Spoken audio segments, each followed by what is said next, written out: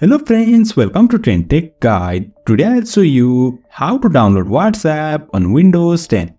So if you're new to our channel, don't forget to subscribe. So let's start.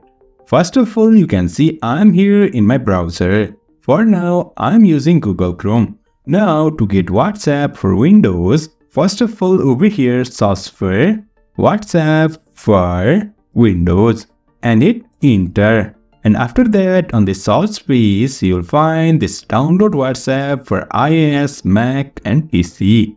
Just open this and now you'll find this interface. Now over here you can see it has already detected that I'm using Windows 10.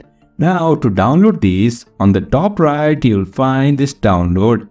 Click on this and after that you'll get this interface. Just click on this start download. After that, you have successfully downloaded WhatsApp on your Windows 10. So in this way, we can download WhatsApp on Windows 10.